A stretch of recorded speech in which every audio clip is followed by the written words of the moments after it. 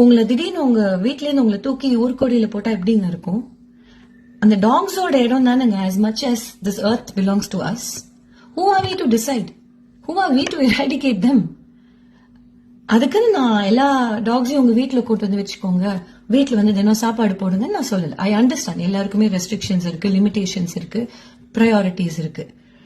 எனக்கும் புரியுது. என்ன 4 பேர் கேக்குறீங்களோ, உங்களோட குழந்தைய வந்து ஒரு நாய் கடிச்சா நீ சும்மா இருப்பியாமான்னு. சும்மா இருக்க மாட்டேன் தான், எனக்கு புரியுதுங்க. தப்பு தான். அந்த ஒரு நாய்க்கு ரேபிஸ் கடிச்சு இருக்குங்கிறதுனால அந்த மொட்டை நாய் கூட்டத்தையே தூக்கி ஊர்கோடியில் விற்கிறது எப்படிங்க நியாயம்? இப்பதான் வீடியோ பார்த்தேன். எல்லாருமே வந்து நாய வந்து இது பண்ணுவீங்க. எத்தனை பிள்ளைல நாய் கடிக்க தெரியுமா? முட்டாதனமா எல்லாம் பேசுறீங்களே. உங்க பிள்ளைல கடிச்சு கொதறி அந்த பிள்ளைகளுக்கு என்ன நோய் இல்ல, என்ன நோய்?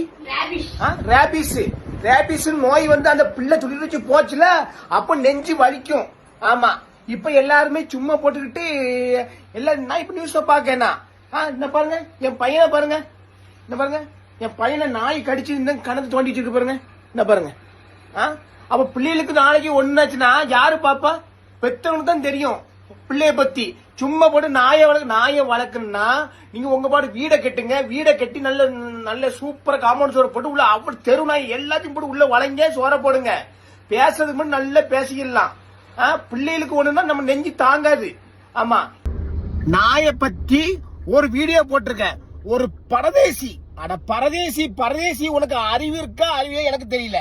பூமி உனக்கு மட்டும் சொந்தம் இல்லை, பூமி எனக்கு மட்டும் சொந்தம் இல்ல. பேயில போவான் கேலி.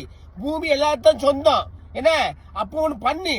சிங்கம், கரடி, புலி, நல்ல பாம்பு, இந்த மலைப்பாம்பு எல்லாத்தையும் பிடிச்சிட்டு வந்து உன் வீட்டுல போட்டு வளர்த்து, சோற போட்டு வளர்த்து, நீ அது நடுவில் படுத்துக்கோ. நீ படுத்து பாரு, தெரியும் உனக்கு. பேயில போவான். ஒரு மனுஷனை வந்து ஒரு மிருகம் வந்து காட்டு மிருகமா ஆகி கடிக்கச்சில வந்து யாருமே தடைப்படதான் செய்வாங்களே. பேயில போவான். இல்ல பிள்ளைக்கும் மனுஷனுக்கும் அப்புறம்தான் மத்த எதுவுமே. புரிஞ்சிக்கோ. நீ வந்து நீ இருக்கிய உன் பிள்ளைய வந்து ஒரு நாய் இழுத்து போட்டு கடிக்க வச்சுக்க, எடுத்துட்டு போகுது. நீ அவன் பார்த்துட்டு இருப்பியோ?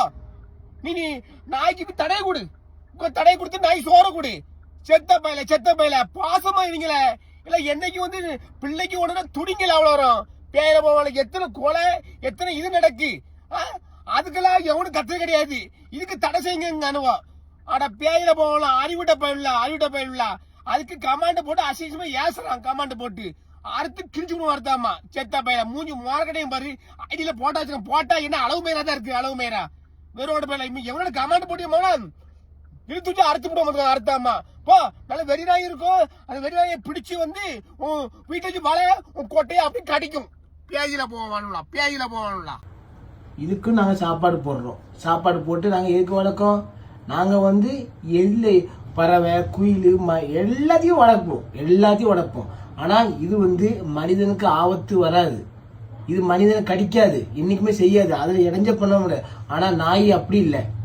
தன்னை போல அதுக்கு வந்து என்னது வெறி பிடிச்சி அதிகமா மக்களை கடிக்கி எத்தனை பேர் துரத்துது. இதுதான் நம்ம சொல்றோம். அங்க நாங்க வந்து மிருகத்துக்கு எதிர்ப்பான ஆட்கள் நாங்க கிடையாது. உங்களை விட நாங்க மிருகத்தை அதிகமா நேசிப்போம், கூட படுக்க வைப்போம். அதை வந்து பிள்ளையில ஒன்னதான் பார்ப்போம். இது வரைக்கும் நான் அதை வந்து பூனைன்னு சொல்ல மாட்டோம். ரூபி பேர் வச்சிருக்கோம். அதை ரூபிக்கு சாப்பாடு போட்டியான்னு கேட்போம். மீன் இல்லைன்னாச்சுன்னா நான் சென்னையிலிருந்து வர சொல்ல இதுக்குன்ட்டு மெனக்கிட்டு தூத்துக்குள்ள இறங்கி மீன் வேண்டி வருவேன். என் வீட்டுக்கார்ட்ட கேட்பேன். அப்படி நாங்க பாசமா இருப்போம். நாங்க வந்து நாங்க மிருகத்துக்கு எதிர்ப்பான ஆட்கள் நான் கிடையாது.